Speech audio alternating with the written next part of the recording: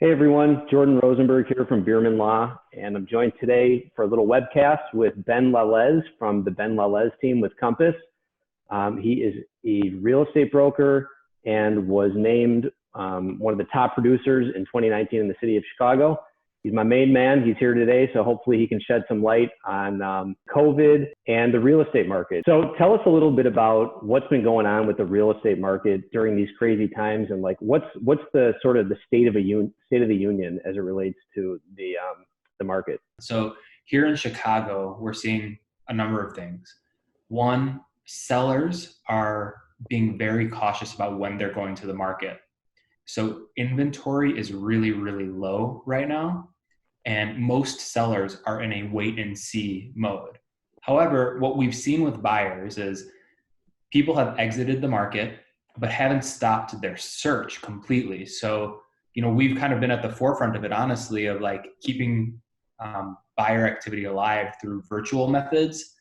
And it's interesting. I personally seen a shift in buyer activity where buyers are now today, the 22nd, not the 21st, feeling comfortable enough to go out and actually tour property. So if you have like a really good product, a listing that is going to the market that's fresh, that buyers haven't seen, it feels like buyers are like very eager to snatch it up. So that's like a very local snapshot. I myself am optimistic about residential real estate. Well, there's a lot packed into that. So I guess as a starting point, what is, a lot of my clients either are refinancing or selling their house or looking to purchase a house. And, most times in divorce, couples obviously do not stay together in the same house. So there's this unintended consequence of a sale or purchase of real estate. So what is this consequence of COVID and everything you talked about? What is that doing to pricing?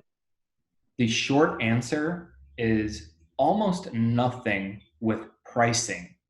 You don't see list prices taking like those huge dips that, everyone wants to draw the parallel to 08, 09. We haven't seen list prices drop. It hasn't happened yet. However, I deal with a lot of buyers, and when they do write an offer, we're finding sellers are way more negotiable than, call it, 3 months ago. I mean, I guess in that vein, let's say I wanted to list my house for sale.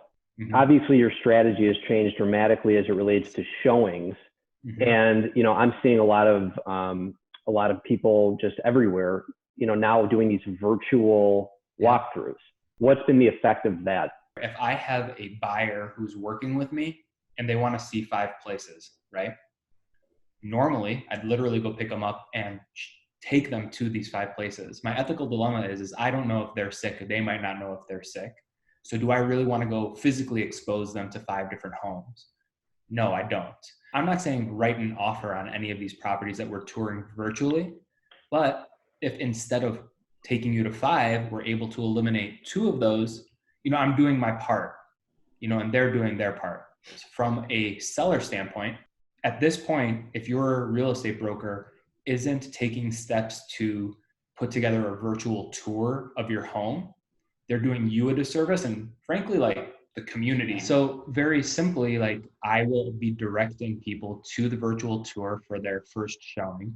If they've done their homework and they're like, hey, we need to get in there, then I will arrive before the showing. I'm sanitizing everything. I'm opening up all doors, leaving them open, having the lights on. Buyers, when they come through with their agent, they're not allowed to touch anything.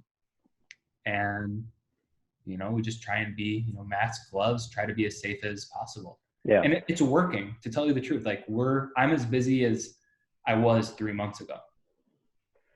That's crazy. Are things getting under contract just as quickly as they would have if there weren't in-person tours? You're going to think I'm crazy, but more quickly. So people are doing a lot more homework on the front end and then are kind of sharpshooting. So I got another question about sort of the market. A lot of people, at least from my clients, are debating whether or not it's the right time to buy, whether it's the right time to sell, and should they rent now instead of buy now.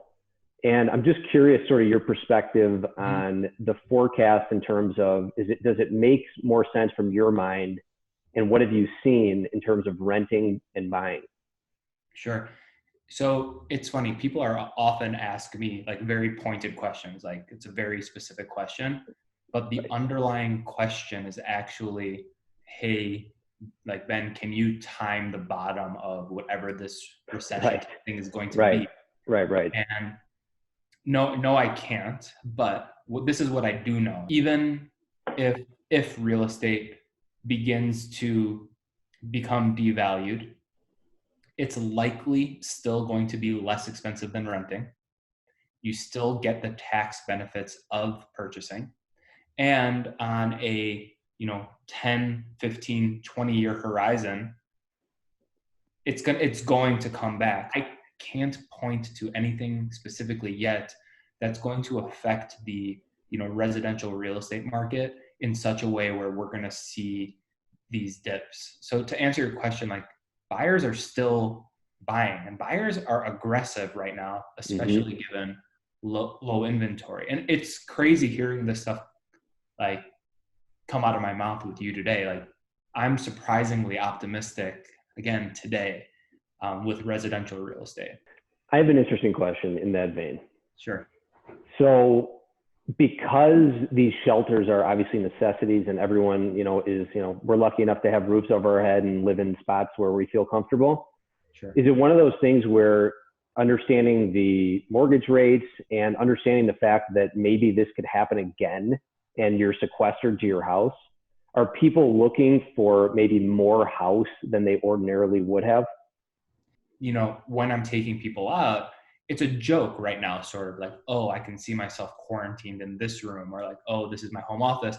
But you see a lot of people thinking about, having that second living space for kids, having a formal office for one or even both, if there's a couple, for one or both of those people. So there's a real question. I don't know exactly how it's going to play out, if this is going to inform real decisions, but it's something people in my line, it's funny that you picked up on it. Yeah, that's what we're talking about. Well, I think that's really good insight. And I so much appreciate your time and taking a few minutes to explain what's going on in the real estate market from your perspective. And again, hoping everybody stays safe and all our listeners out there are being healthy and practicing social distancing. And I think just like you said, Benny, everybody's kind of optimistic saying we're over the hump here. So any questions that you have, again, Jordan Rosenberg and that's Beerman Law, BEERMANN law.com. You can call me at 312-262-2567. And Ben, you want to share some of your information in case people want to reach out?